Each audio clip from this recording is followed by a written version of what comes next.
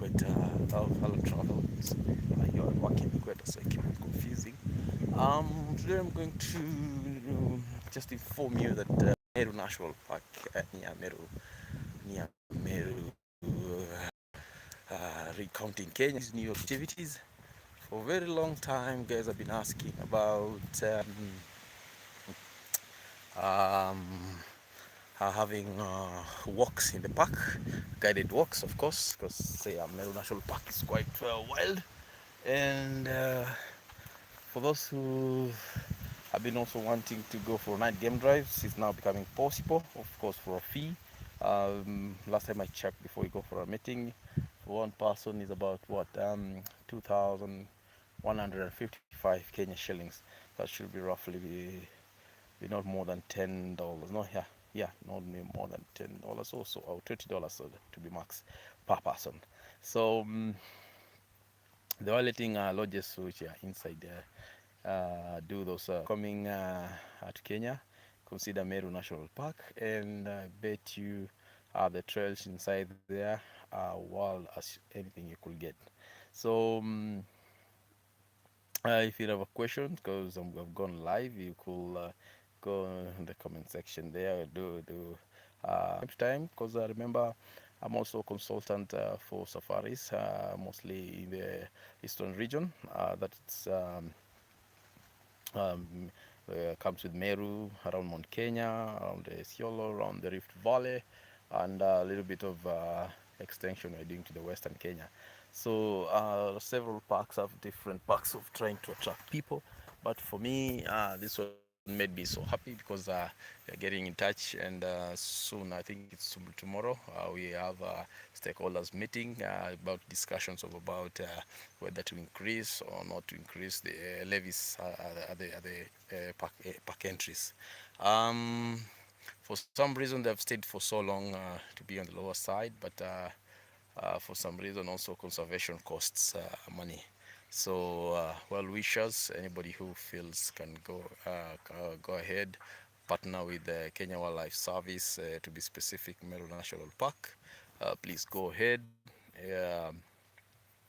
Conserving wildlife is not an easy job. For Meru National Park, there are about two heavy partners. That is Sheldrick, who I think majorly for the elephants and giraffe, and Born Free, who from time to time are in contact with us. Then they go after helping conserve lions. Of course, the Meru National Park, in collaboration with Kora Conservation Area on the other side, they border each other. In hand, I have so much history about lion. The Born Free story about George Adamson, who used to take care of the lions. It went ahead and even cost him much. It cost him even his marriage, but he was a true defender of lions. He stayed. He stayed at the park, took care of the lions. The camp is still active. The camp is still being maintained. It's when you take a ticket in Meru National Park, it's across Meru National Park. You go over the George Adamson Bridge. I think his first lion that he had to unfortunately put down because it was taking one of his workers. You can get to see the graves. And then for a distance from there, you get to see the boulders, rock boulders, extremely evening, and release them, check if they're okay, and then release them.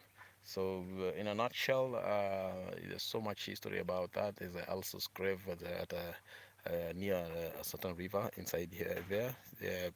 Some guys also consider it coming to check it. It holds value. Say, I think is it intrinsic or just an emotional value because a lot of guests come to try and look for it.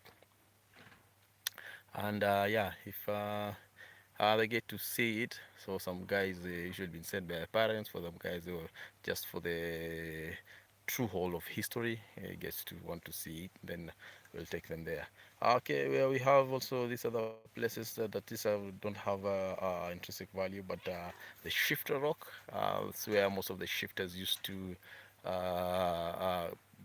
get together and I remember in the 90s, the Meru National Park had the incidences that made it quite unsafe.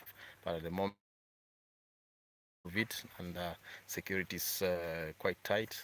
That's why we have a sanctuary, rhino sanctuary, which for the last 2 years there's nothing has ever happened.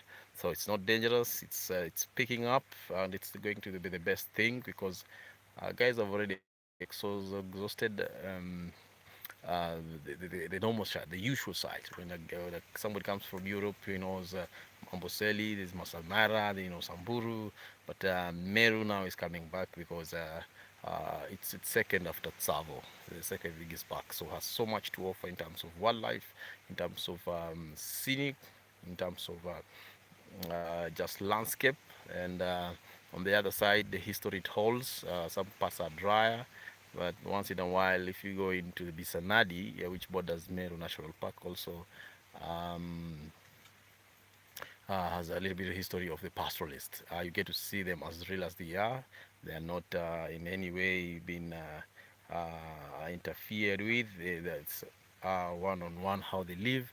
So some of these things we assume that it's a normal to us, and then but other people get to see how people live, how people do with the domestic animals, and try as much as being given an awareness, not how to harm wildlife, especially lions, which in Meru currently I think the head count is about 72.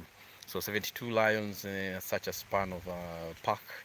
Still, we are looking for stocking, but some of the things that also threaten the Meru National Park, since that it's wide, it, sometimes when it comes to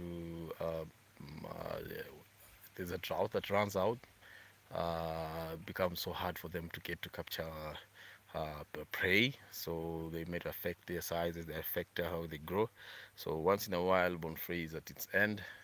But the things that sometimes they do, they don't want to do it, is to try and capture prey for animals, so for lions to survive.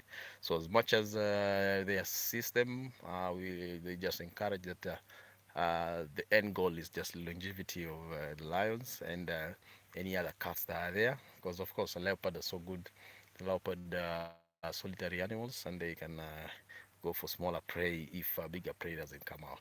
So as much as uh, we are happy that the nature walks and nature safaris and night game drives are going to be allowed, then we are going to push for things of activities that we have been pushing forward, and we hope amongst them will be uh,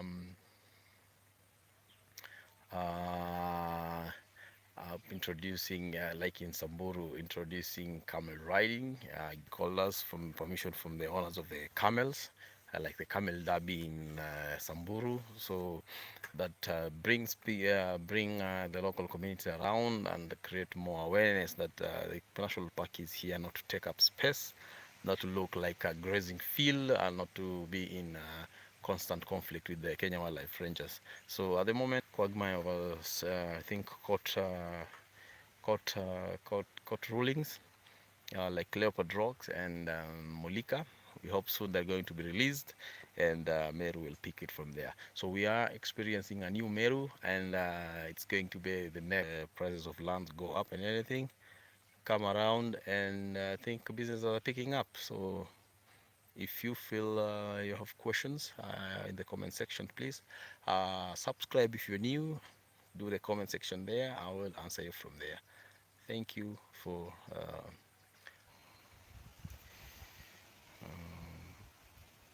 Okay.